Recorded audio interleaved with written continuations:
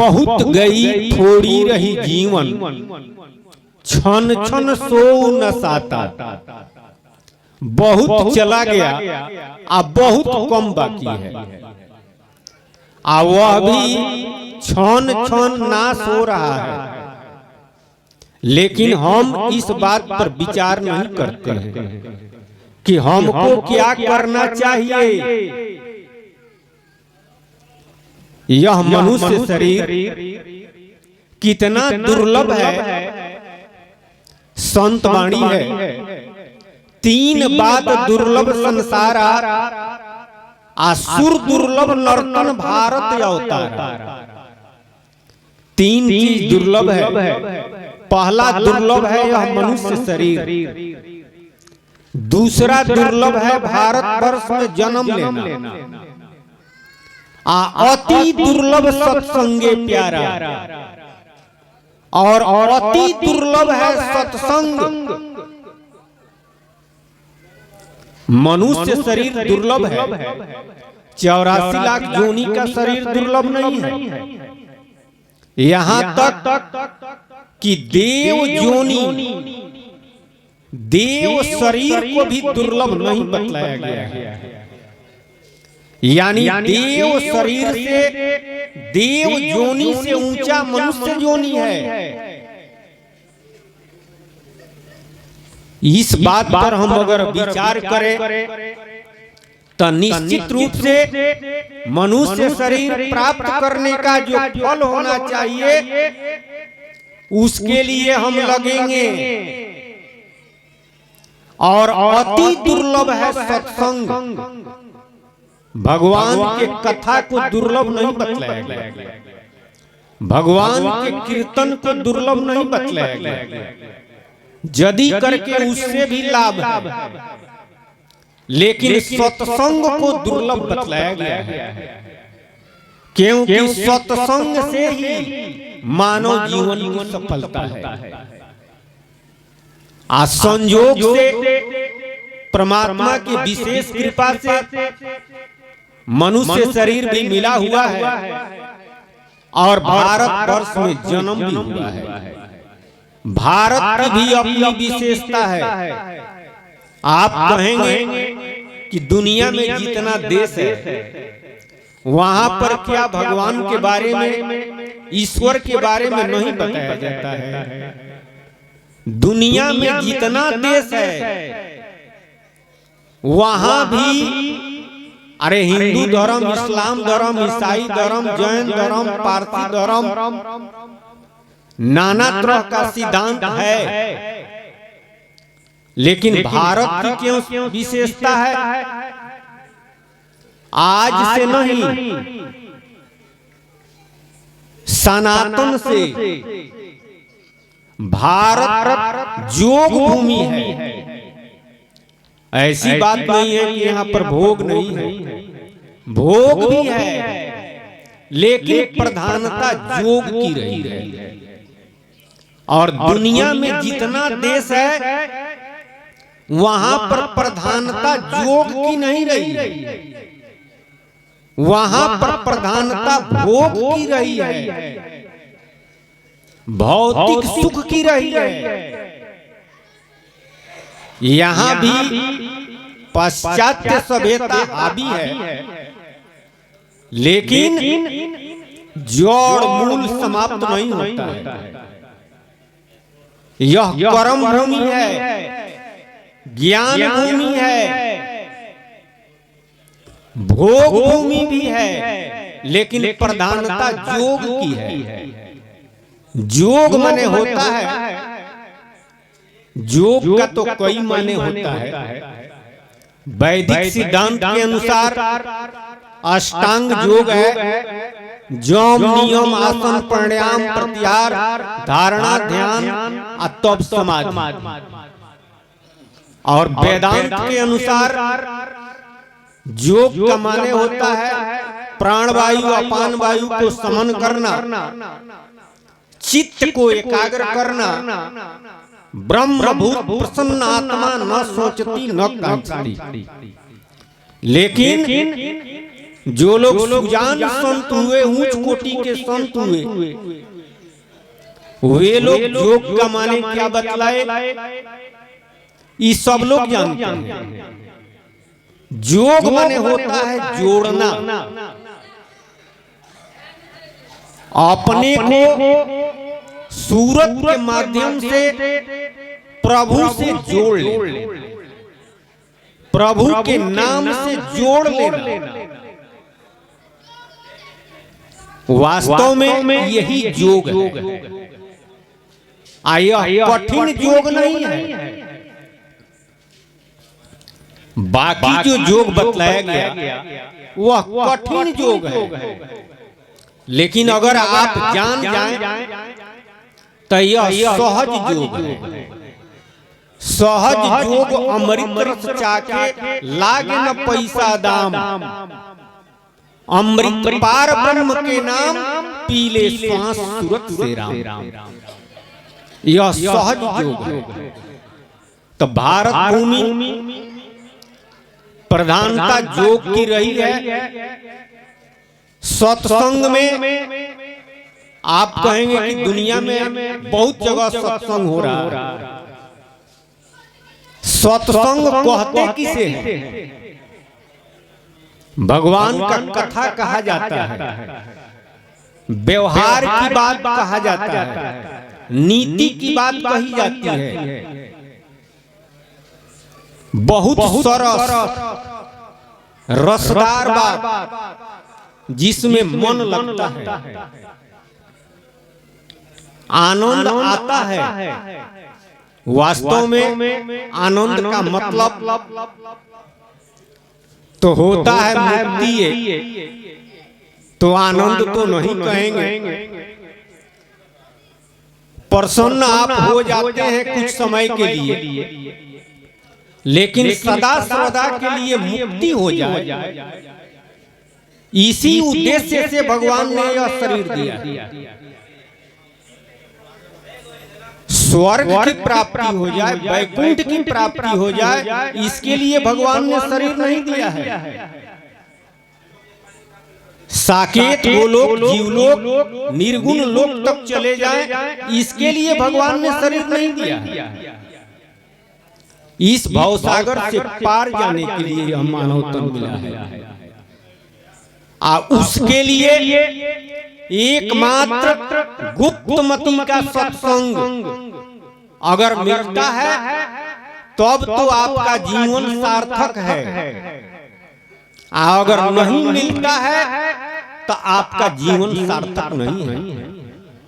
तो आज संयोग है, परमात्मा की विशेष कृपा है, तीनों मिला हुआ है। मनुष्य जोनी, भारतवर्ष में जन्म और गुप्तमती का सत्संग, तीनों को पा करके निश्चित रूप से अपने जीवन को धन्य बनाना चाहिए। निश्चित रूप से अपने जीवन को सार्थक बनाना चाहिए। आप लोगों ने भजन सुना, नहीं याद बाटे गौरव के करार तोहरा, आई एक दिन आई गई है डोलिया कहार तोहरा। सतराम बाबा जो सतराम पंथ के संस्थापक हैं, उन्हीं के ग्रंथ का यह पद है। ये सब लोग जानते हैं और कहते हैं कि एक दिन जाना है,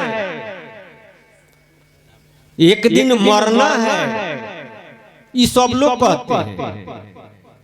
लेकिन इस पर विचार कितने लोग करते हैं कि मरना है तो क्या करना है? जान गया कि मरना है तो सोच करो अब क्या करना है। वो अभी कब मरना है इसका कोई ठिकाना नहीं है। हम आज मरेंगे कि कल मरेंगे कि 20 साल के बाद मरेंगे, ये जानते नहीं हैं। यदि करके सब लोग देख रहे हैं, एकाएक अचानक मौत आ जाती है, हार्ट अटैक हो जाता है, किसी का एक्सीडेंट हो गया, कहीं बम ब्लास्ट हो गया, कहीं सुनामी लहर आ गया, एक मिनट पहले वह व्यक्ति जानता नहीं है, अरे एक सेकंड के बाद क्या होगा हम नहीं जानते। लेकिन इस संसार के पद का, धन का, जाति का, रूप का, विद्या का यह अहंकार सर पर लाद करके और घूम रहे हैं। कबीर साहब जी ने कहा कि कबीरा गर्व न कीजिए काल गही करके, न जाने कि तुम्हारी है क्या घर क्या परदेश। वो घर मारेगा कि परदेश मारेगा इसका कोई ठिकाना नहीं है। इसलिए जितना गुमान, जितना अहंकार आप सर पर लिए हैं सबको नीचे उतारिए। यह बचाएगा नहीं, यह काम में नहीं आएगा। अरे इस संसार का एक रति आपके साथ नहीं जाएगा, चाहे अरबों रुपया कमा लो और चाहे विश्व पर धाक जमा लो, लेकिन आपके साथ क्या जाएगा? आपको नरक से कौन बचाएगा? आपको 84 से कौन बचाएगा? आपके दुखों का अंत कौन करेगा? इस बात पर अगर हम विचार करें तो निश्चित रूप से कल्याणकारी मार्ग हम खोजेंगे। मानव जीवन प्राप्त करने का जो उद्देश्य है, उस उद्देश्य की हम पूर्ति वाला मार्ग अपनाएंगे। लेकिन इस बात पर हम विचार नहीं करते हैं, जिसके वजह से हमें कल्याणकारी मार्ग प्रशस्त नहीं होता है। आया है सो जाएगा, राजा रंक फकीर, चाहे वो राजा हो, रंक हो, साधु हो, फकीर हो, भगवान ने यह शरीर दिया है तो निश्चित रूप से इसका अवधि है, समय आएगा वो ले लेंगे और ले लेते हैं। लेकिन अंतर क्या है? जो भगवान का भजन करता है उसका भी शरीर छूटता है, और जो भगवान का भजन नहीं करता है उसका भी शरीर छूटता है। अंतर क्या है? एक सिंहासन चढ़ चला और एक बंधा जंजीर। एक सिंहासन पर बैठ करके प्रभु के धाम को जाता है और दूसरा हथकड़ियों में जकड़ करके 84 लाख योनियों में जाता है। क्योंकि संत वाणी है, ये कटेगा नहीं। संतों ने कहा कि 184 पौड़ के पौ पर अटके आए। हाथी, घोड़ा, कुत्ता, सियार, बंदर, सर्प, बिच्छी, चींटी इत्यादि जलचर, थलचर, नभचर जितना दिखाई देता है, उन तमाम योनियों में भ्रमण करने के बाद परमात्मा ने किया कृपा किया, भगवान ने दया किया। कबहू की करुणा कर नर देही आ देत ईश बिनु हित स्नेही। तो यह मनुष्य जोनी मिला, यह मनुष्य जोनी के बदले हमने कुछ किया नहीं है। जप करने या जोग करने या व्रत करने और पूजा करने से यह शरीर नहीं मिला है। भगवान हर जीव को एक मौका देते हैं, उसी कर्म में हमको और आपको यह शरीर मिला हुआ है। अगर इस बाजी को हम हार जाते हैं तब पुनः 84 लाख योनियों में जाएंगे, बंधन में जाएंगे, महाविपत और दुख में जाएंगे।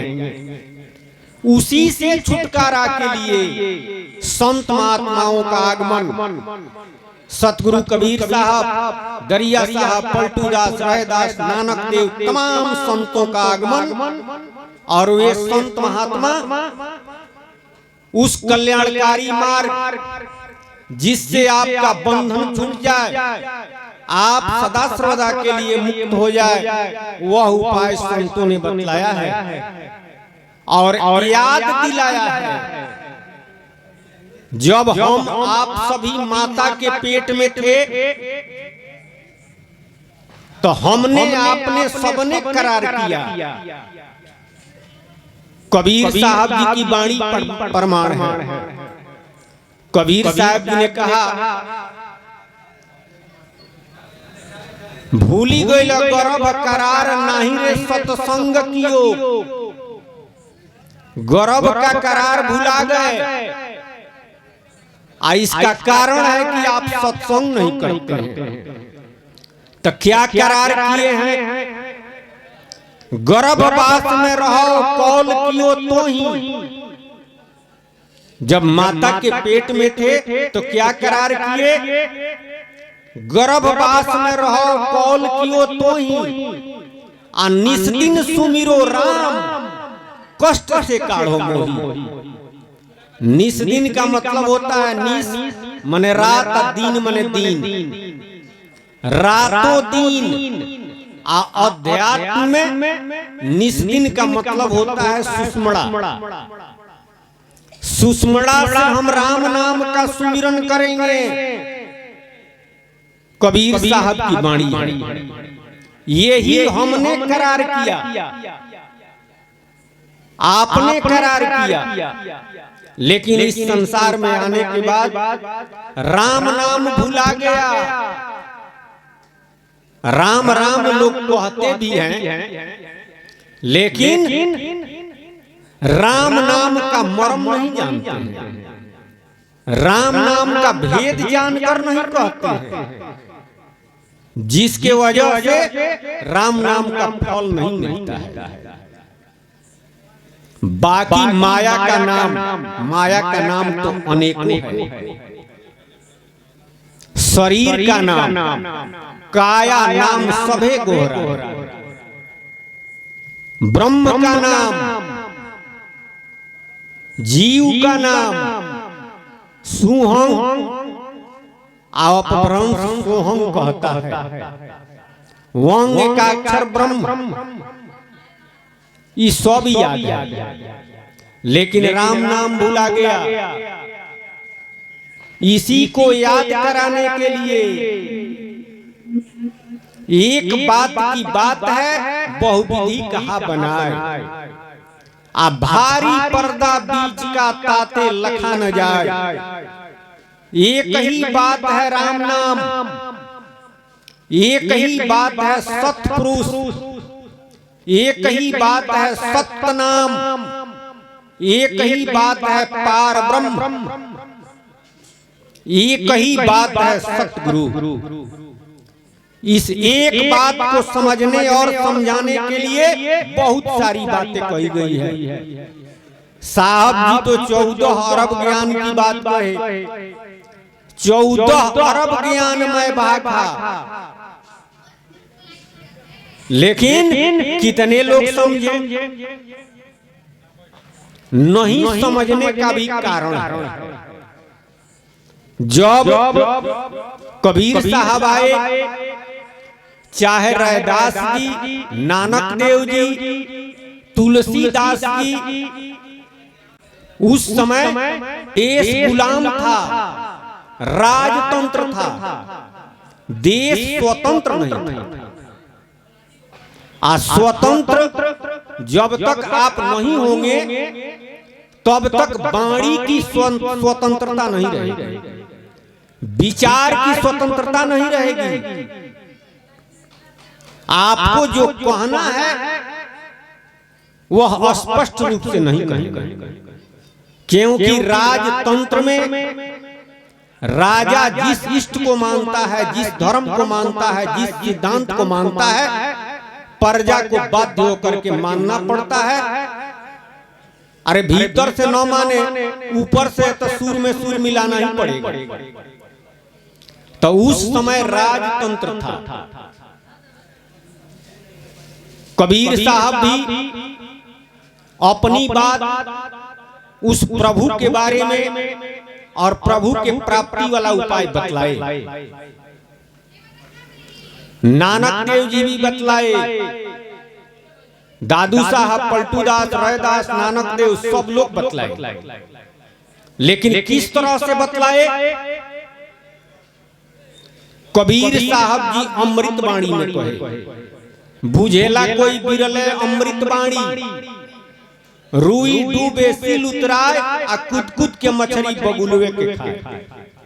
तर भैली गगरी ऊपर पनिहारी आ लड़का के गोद में खेलेली महतारी, बुझेला कोई बिरले अमृत बाणी।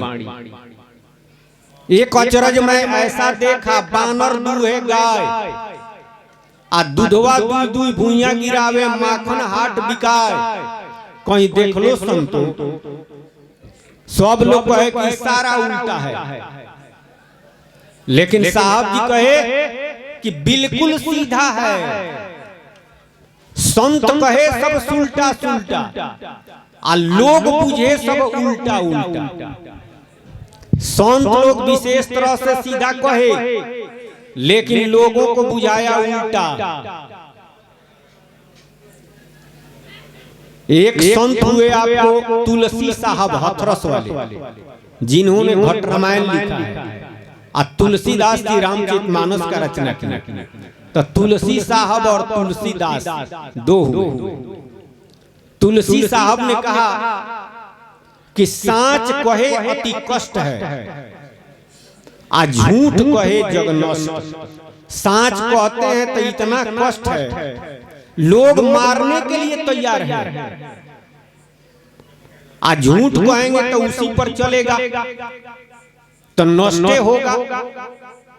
सांच कहे अति कष्ट है आ झूठ कहे जग नष्ट। आ यही भांति संत जनो कह न सके स्पष्ट। रहीम जी एक महात्मा हुए, उन्होंने कहा कि अब रहीम संकट परो ये मुश्किल दो काम। आ सांच कहे जग मारिया आ झूठे मरिया राम। सांच कहते हैं तो लोग मारने के लिए तैयार है, मारिए देंगे।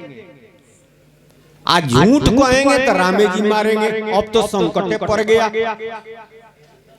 लेकिन कबीर साहब कहे कि हम सांच कहेंगे, मारने वाले को समझ में नहीं आएगा, जिसको समझ में आएगा वो मारेगा, वो तो दुलारेगा, घोड़े पर गिरेगा। तो वो अमृत वाणी में कहे, अमृत वाणी में कहे तो आम जनता नहीं समझ पाई।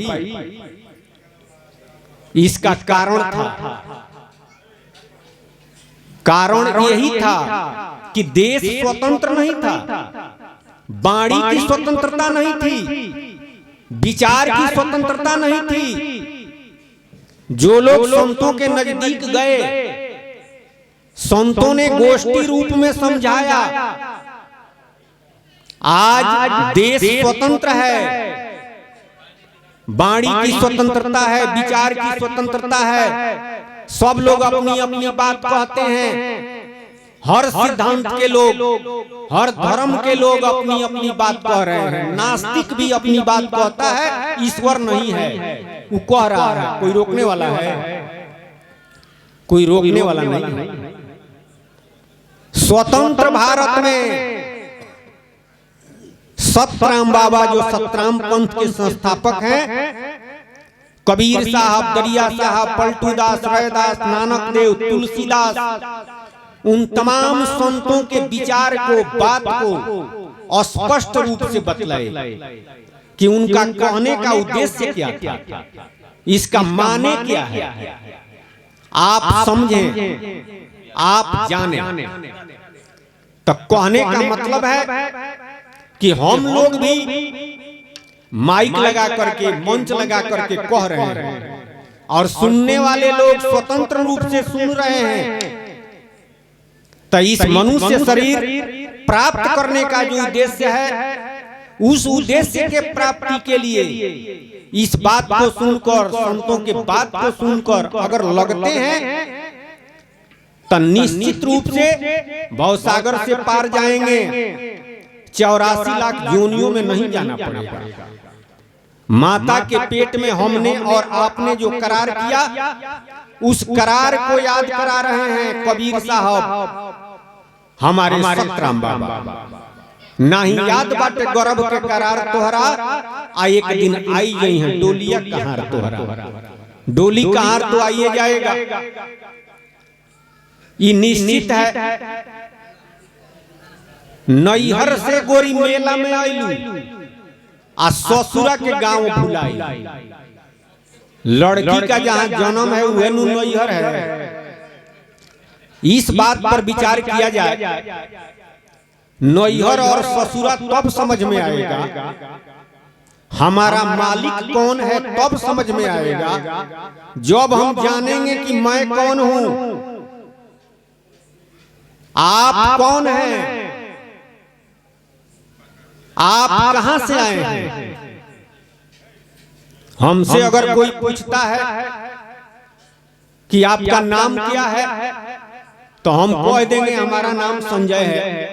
घर कहां है, तो सरसर सिवान बिहार। लेकिन वास्तव में इस बात पर विचार किया जाए, अध्यात्म के अनुसार, सत्संग के अनुसार, यह हमारा नाम है कि इस शरीर का नाम। सरसर सिवान बिहार हमारा घर है कि शरीरिया का जहाँ जन्म हुआ है उसका घर। हमारा नाम संजय नहीं है, हमारा घर सरसर सिवान बिहार नहीं है। कबीर साहब जी ने कहा कि सांच बराबर तप नहीं, आ झूठ बराबर पाप, आ जाके हृदय सांच है ताके हृदय आप। सांच के बराबर तपस्या नहीं है, आ झूठ के बराबर पाप नहीं है। आप प्रभु किसको अपनाते हैं? झूठे को। प्रभु जी सांचे को अपनाया, प्रभु जी सांचे को अपनाया। परमात्मा सांचे को अपनाते हैं। सांच है क्या? किसी से पूछा जाए तो कहेगा कि हम झूठ नहीं बोलते हैं, हम तो सांच बोलते हैं। सांच जानते नहीं है, सांच बोलेंगे क्या? हम कह रहे हैं कि हमारा नाम संजय है तो ये सांच नहीं है, हमारा घर सिवान सरसर है तो ये सांच नहीं है, हमारे बाप का नाम फलाना है, ये सांच नहीं है। इस शरीर का बाप शरीर का माई शरीर है, और शरीर का बाप शरीर है। लेकिन इस शरीर में जो चेतन है, जिसके निकल जाने के बाद यह शरीर मृत हो जाता है, वही हम और आप हैं। उसका नाम क्या है? संतों ने कहा कि जादिन जीव पंछी उड़ गई हैं, तादिन तेरे तंतरुअर के सभे पात झर गई हैं। आ जिन लोगन से नेह करत है, ते ही देख घिनई है। आ लोग कहे घर से सवेरे काढ़, न तो भूत होए धरी खई है। आ जादिन जीव पंछी उड़ गई हैं, तादिन तेरे तंतरुअर के सभे पात झर गई हैं। जिनके कारण देवी देव पूजई हो, ते ही बांस देखो पड़ी पर खोर खोर जरई है। आजादिन जीव पंछी उड़ गई हैं, तादिन तेरे तंतरुअर के सभे पात झर गई हैं। जिस दिन इस शरीर से चेतन जीव निकल जाएगा, शरीर यहीं रह जाएगा, वह किसी काम का नहीं होगा। वही आप हैं, यानी आप इस शरीर से निकल गए, यह शरीर मृत घोषित हो गया। तो जो इस शरीर से निकल गया उसका नाम क्या है?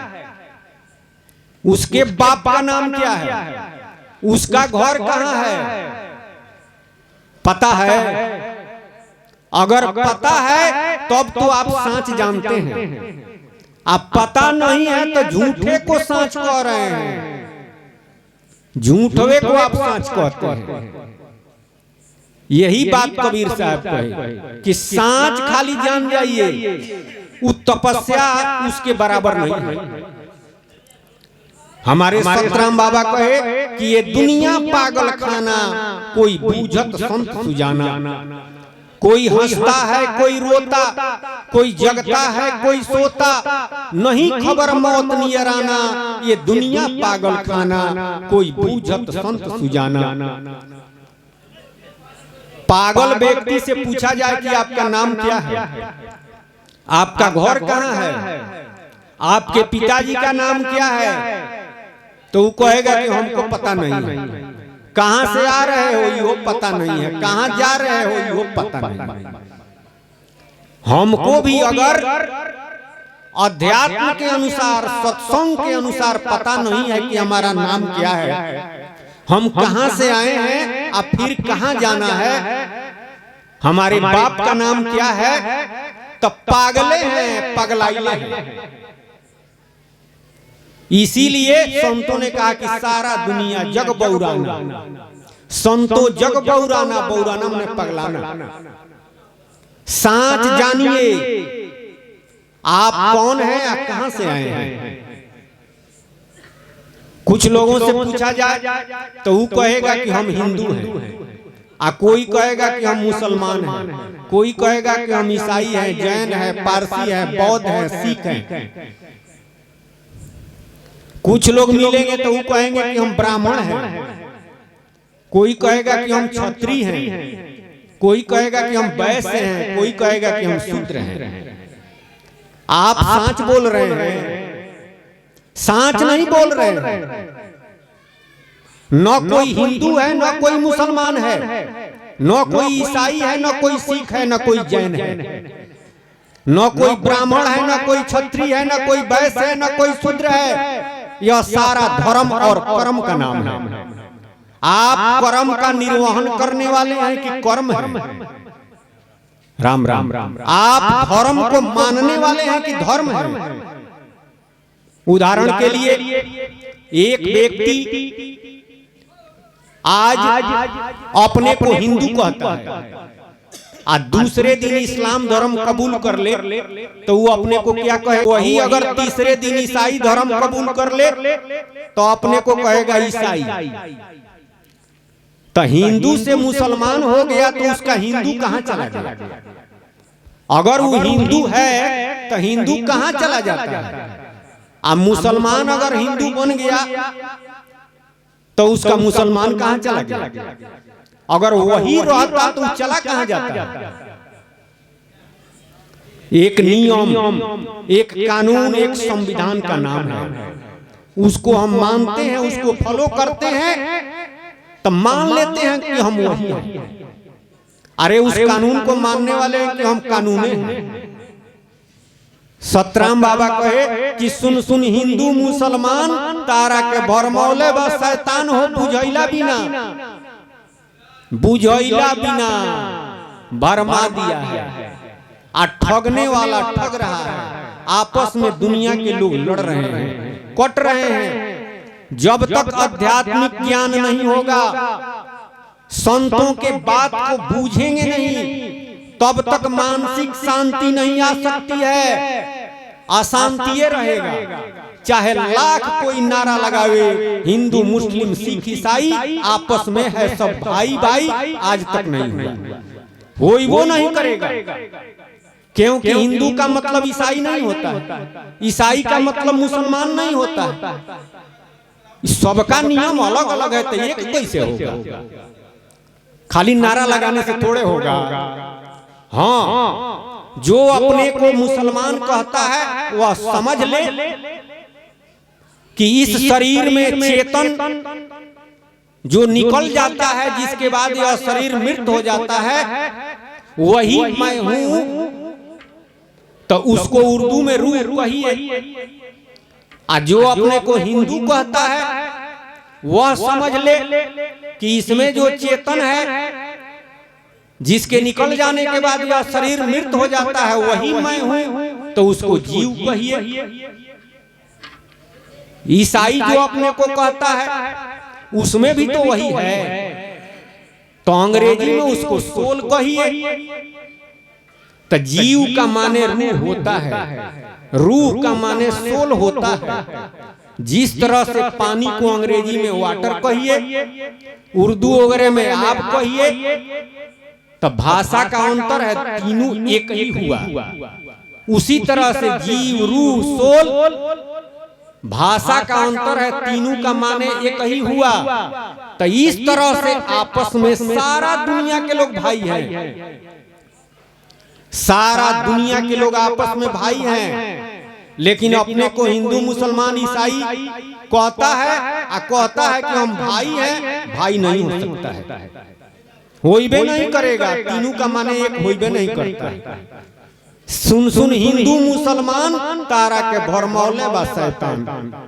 अरे भाई होकर भाई को धोखा न देना चाहिए, डूब मरना चाहिए पर ये न करना चाहिए। डूब मरो उल्लू तुम चुल्लू भर पानी में, हिंदू होकर मुस्लिम को, मुस्लिम होकर ईसाई को धोखा न देना चाहिए। भाई होकर भाई को धोखा न देना चाहिए। खाली नारा दुनिया के लोग लगाते हैं, होता नहीं है। इसलिए संतों के बात को मानिए। सारा संत महात्मा चिल्ला चिल्ला करके कहे। कबीर साहब ढोलक बजा करके कहता हूँ कहीं जाता हूँ बजा बजा के ढोल, आश्वासा खाली जाता है 3 लोग का मोल। ढोलक बजा बजा बजा करके वो कहे, लेकिन कितने लोग सुने, कितने लोग इस पर विचार किए। लेकिन जो लोग विचार किए निश्चित रूप से उनके अंदर मानसिक शांति आई, वे आनंदित हुए, अपने जीवन को सार्थक बनाए। इसके बाद जो अपने को ब्राह्मण कहता है, जो अपने को क्षत्रिय कहता है, जो अपने को वैश्य कहता है, जो अपने को शूद्र कहता है, वास्तव में इस शरीर में जो चेतन जीव है वो ब्राह्मण है कि क्षत्रिय है कि वैश्य है कि शूद्र है? अरे वही जीव सब में है। जो अपने को ब्राह्मण कहता है उसमें भी जीव, जो अपने को वैश्य शूद्र कहता है उसमें भी जीव, जो अपने को क्षत्रिय कहता है उसमें भी जीव।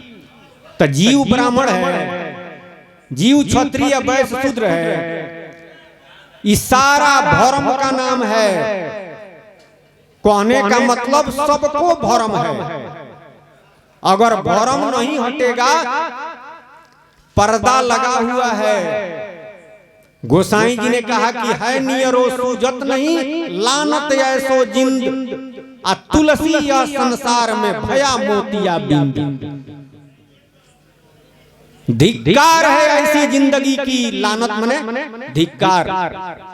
धिक्कार है ऐसी जिंदगी की, नजदीके है सूझता नहीं है।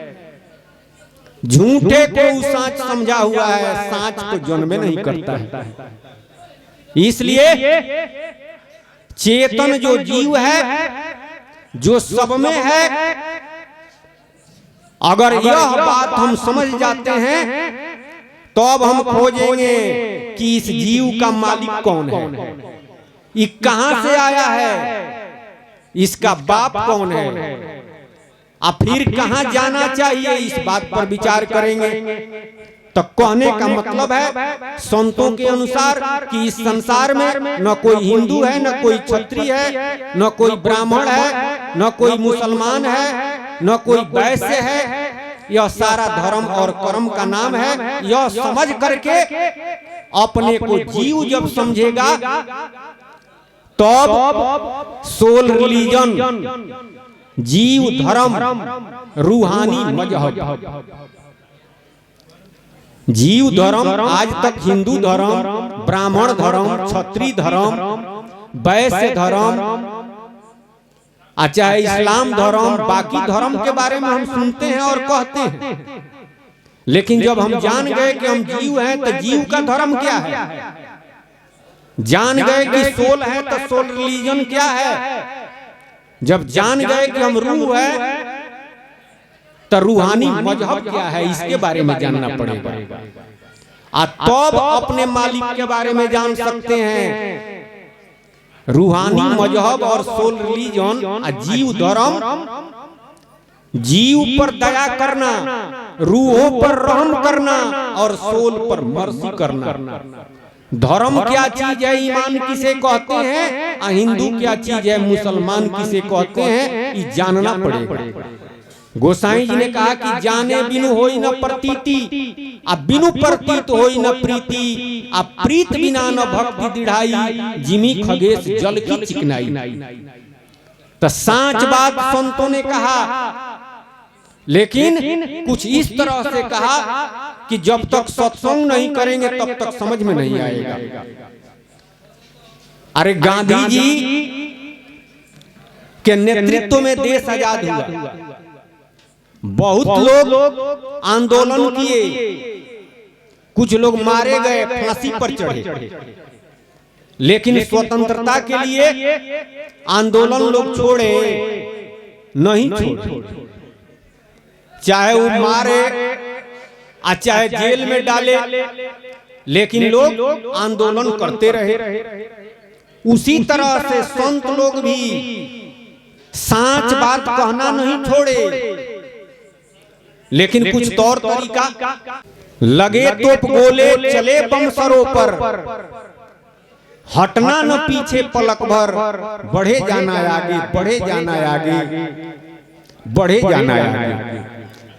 आगे अरे आध्यात्मिक राह पर अगर यार की मर्जी हुई तो सब छोड़ के बैठा, आ गुद्दर भी उड़ाया तो ओढ़ के बैठा।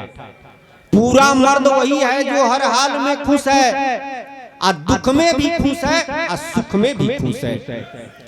राम भक्त के लक्षण ये हूँ, आवत हर्ष न जात स्नेहू। जिन लोगों को सत्संग का नॉलेज ज्ञान जो लोग समझ गए हैं, वे लोग इस राह पर चल दिए हैं और चल देते हैं, पीछे नहीं हटते हैं। चाहे दुनिया के लोग कुछ भी कहे। जिस तरह से लड़ाई के मैदान में जब वीर जाता है तो तन का मोह और परिवार का मोह सब छोड़ के जाता है। उसी तरह से कामी क्रोधी लालची इनते भक्ति न हो, आ भक्ति करे कोई सूरमा, जाति वर्ण कुल खोय। हम फलाना जात के हैं, हम फलाना कुल के हैं, तो हमारे यहाँ तो वही काम होता है। आ सत्संग में तो छोड़ना पड़ेगा, खान पान भी शुद्ध करना पड़ेगा। तो जब कुल का जाति का ये जब तक रखेंगे तो धर्म के राह पर नहीं चलेंगे, आध्यात्मिक राह पर नहीं चलेंगे। इसलिए कबीर साहब ने कहा कि सब छोड़ना पड़ेगा, जाति वर्ण कुल खोय, तब सत्य राह पर चलेगा, सत्य मार्ग उसको मिलेगा, सांच बात जानेगा, तब नु सांच बोल सकता है। तब प्रभु जी सांचे को अपनाया, परमात्मा उसी को अपनाते हैं। वही सदा सर्वदा के लिए मुक्त होता है, उन्हीं का जीवन धन्य होता है।